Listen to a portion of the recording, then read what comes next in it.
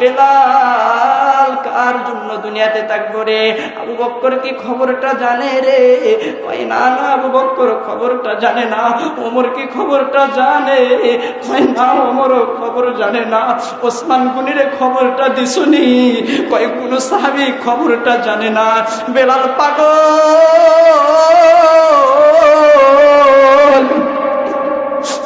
বেলাল মদিনাতে ঘরে আর ডাক দেয়া কয়, ও সাহাবীরা রে, নবী মনে হয় আর দুনিয়াতে থাকবে না, তাড়াতাড়ি চলো। আল্লাহর নবী সবাইকে আহ্বান করেছে। বেলালের ডাকে সবাই সাড়া দিয়া আল্লাহর নবীর হুজরার ভিতরে সবাই উপস্থিত। আল্লাহর নবী ডাক দেয়া কয়, সাহাবীরা রে, আমি নবীজি দুনিয়াতে থাকবো না। জিবরাইল আমিন আমাকে সুসংবাদ জানা দিছে, মালাকুল মউত আজরাইল উপস্থিত হয়ে গেছে রে সাহাবীরা। আমি পয়গম্বর দুনিয়াতে থাকবো না, আমি পয়গম্বর দুনিয়া থেকে চলে যাব।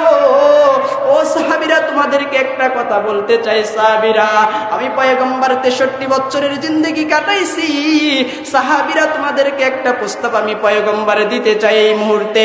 আমি পয়গম্বর বেশিক্ষণ দুনিয়াতে থাকবো না, কিন্তু সাহাবীরা রে, তোমাদেরকে একটা কথা আজকে জানায় দিই সাহাবীরা, এই 63 বছরের জিন্দেগিতে আমি পয়গম্বর যদি তোমাদের কাছে ভুল করে থাকি, তাইলে তোমরা আমাকে মাফ করে দাও।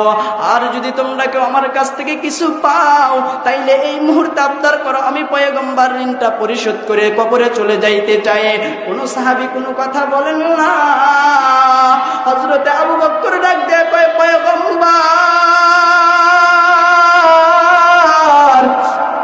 সবাই সাহাবীরা আপনার কাছে ঋণী, আপনি পয়গম্বর তো কোনো সাহাবীর কাছে ঋণী নাই।